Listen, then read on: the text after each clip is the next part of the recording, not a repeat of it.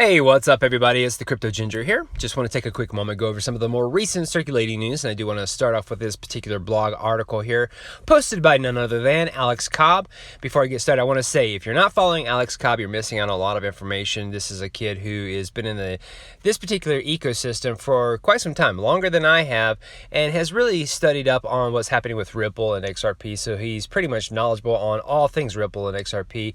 He talks about it on his Twitter page, his YouTube channel, and of course now this blog page here called the xrpdaily.com. So he's really out there spreading the word about what's happening with Ripple. You most certainly should give him a follow. However, his most recent blog on his site here is talking about a massive bank to be speaking at Ripple's Swell, according to Swell's website update. So basically what he's alluding to is that Swell's website had posted keynote speakers on there, then it went through an update recently and posted a new speaker that's going to be attending the Swell event. And he wants to let everyone know that this new speaker that's been added to the actual event, or at least during the update, is someone we should probably keep an eye on as well. First and foremost, Swell's event is going to be taking place November 7th and 8th, so keep that in mind because that is not very far away. Second, this new speaker was added to the platform is none other than Mr. Piyush Gupta, who is a CEO of DBS Group, and he's also a Ripple client, which is absolutely huge.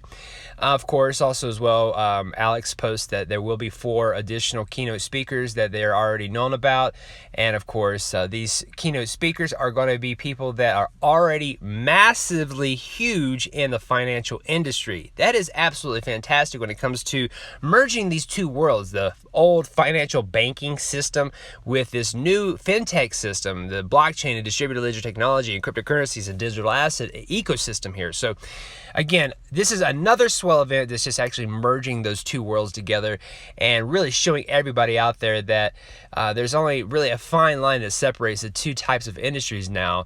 Outside of that, it's all about transferring value and doing it in a swift and fast manner, in a rapid manner, if you will, no pun intended. But nonetheless, we are definitely seeing some keynote speakers that are definitely somebody that we should be paying attention to.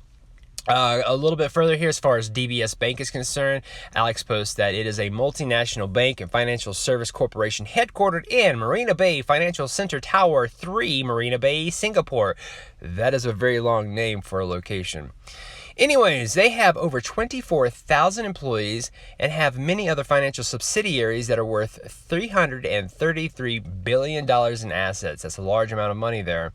And of course, to put things in perspective, that is more than $250 billion. Absolutely, Alex.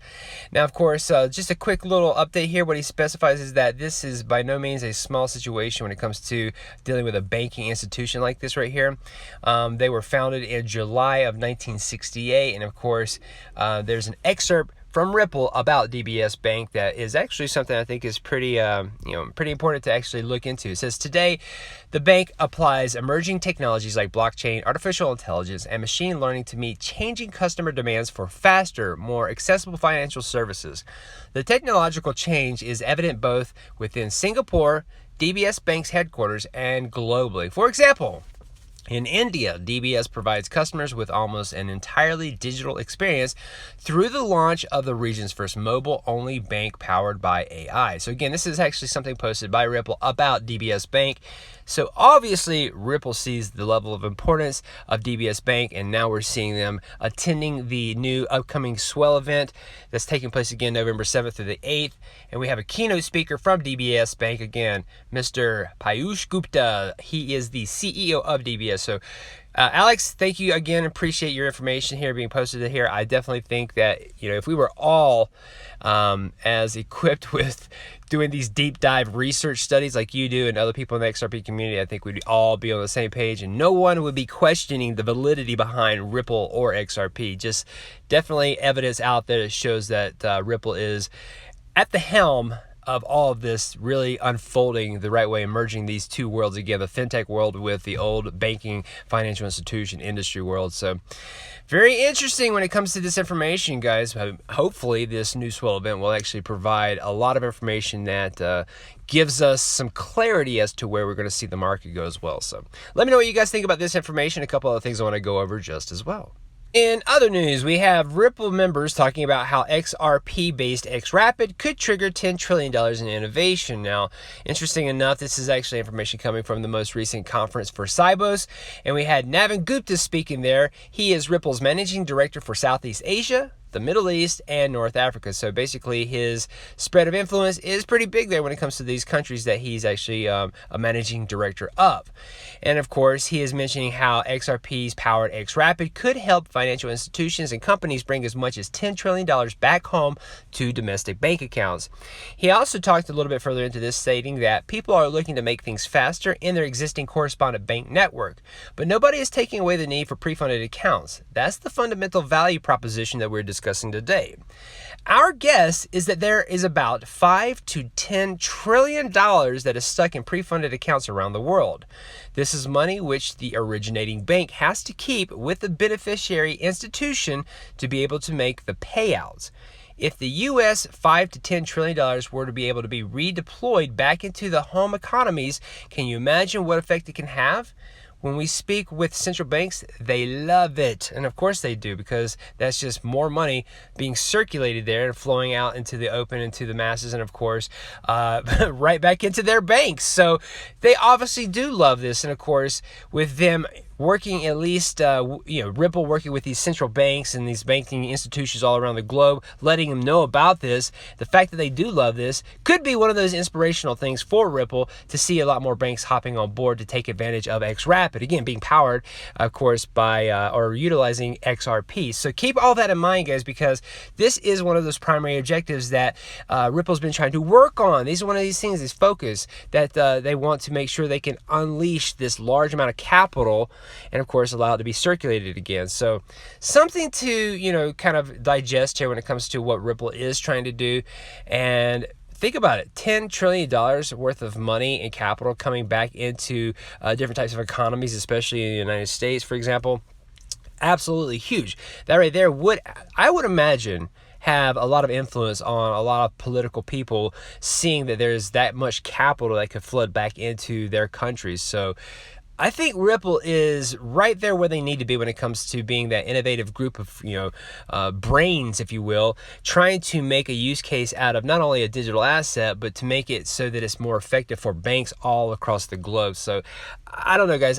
When I see this kind of technology and this information here coming from a company such as Ripple, I personally feel that these guys are at the forefront. I mean, who else? What other companies out there are being talked about as heavily as Ripple is? And of course, how many other companies are working hand in hand with IMF, World Bank, different types of banks and financial institutions all around the globe, White House, for example? There's really no other company in this fintech industry right now that's really got that kind of a connection that Ripple has. That should tell you everything you need to know. And of course, if you're someone who is against banks, then you have to understand that these banks, in order for them to keep existing and actually find a way to merge into this fintech world, they need to find a company that is suitable to do that for them. And Ripple is right there. Again, they're at the forefront of that really that development stage, if you will. So again, something to keep in mind when it comes to what Ripple's trying to do on a global scale here, expanding their reach and trying to unlock a lot of that capital that's just stored away in these banks like Nostros and Boasters accounts. So I think if there's anything negative to say about Ripple, is that they're probably not going fast enough for a lot of banks out there that are looking to find some sort of way to save themselves from getting into a financial collapse with some sort of recession that's around the corner right now. I just think that there's a lot to take in consideration with what Ripple can do to kind of really save these banks and financial institutions on a global scale. So I'm not sure if I'm reading too much into this, guys. I definitely think that we have a lot to still look forward to when it comes to what Ripple's trying to do. And again, seeing this much money that's able to be unlocked because of the fact that we have a company called Ripple that created a program, a platform called xRapid that is making a use case out of a digital asset that we're all early investors in. It's just unbelievable. So something to take in consideration, guys. Let me know what you think about this information here. One last thing I want to quickly go over as well. Now, this last bit of information here I found very intriguing when it comes to some possible new reveals here. Here we have an article from Daily Hodl again talking about how Ripple reveals new clues on future of XRP-powered xRapid, and this is all based off of a pair of job openings.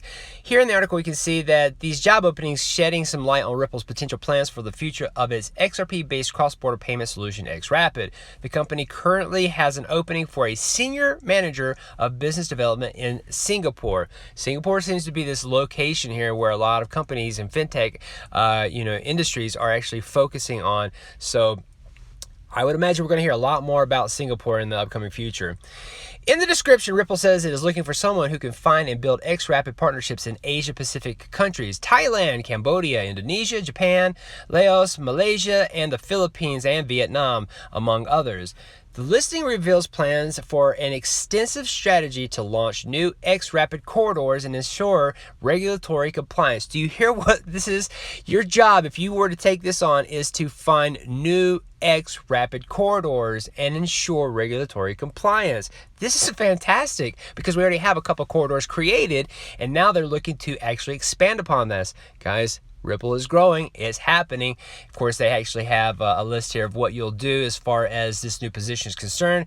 But guys, the thing to take away is that Ripple is most certainly looking to create more xRapid corridors. This is fantastic. So again, something definitely to take in consideration here. This is a nice little read here. You can actually go about reading this yourself. But again, the takeaway is that now Ripple is looking for someone to hire on to help create additional corridors going through at least those Singapore areas there, like I just described there: Thailand, Cambodia, Indonesia, Japan, Laos, Malaysia, Philippines, and Vietnam. So guys, this is this Asian Pacific area. We've talked a lot about Asia, the Asian demographic. They're probably going to be at the forefront when everything is at its primary development stages there. And then, of course, everything else will expand to the rest of the globe. That is at least a speculation that is in the XRP community. Not saying that everyone believes that, but nonetheless, guys, the Asia Pacific demographic is most certainly going to be one of those forefront leading areas there demographically that's going to help with the expansion of Ripple and what they're trying to do. I personally believe so. With all the news and information we've gathered, I would not be surprised if that's the case, especially with the fact that we don't have any type of regulatory clarity on cryptocurrencies in general, but more importantly for those that have been looked at as a possible security, such as XRP. Again, we don't have that kind of clarity right now. And until we get that here in the United States, guys, everybody else is going to be moving away to places like Singapore. I mean, Ripple's already trying to hire out in Singapore, according to this article, and they're trying to create additional corridors. So guys, Ripple is growing regardless of whether or not the United States SEC cares about it or not, whether they like it or not. It doesn't matter. Ripple's growing, and it's going to happen, and it's not going to stop.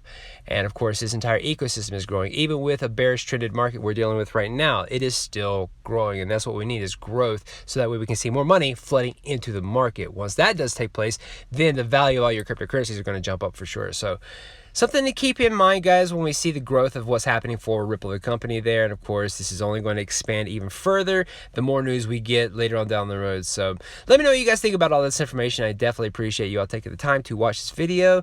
And if you are new to the channel, please hit the like and subscribe button. Share this information with everybody as you possibly can, because unfortunately, I'm not being put under any type of suggested list right now, just simply because of some strikes that have been put on my page, just because of the content can be a little bit questionable. And of course, it's just something that, you know, you can easily get flagged for on YouTube. So nonetheless, thank you for watching, guys. Pass this information out there and be on the lookout for another video. Have a nice day. Bye-bye.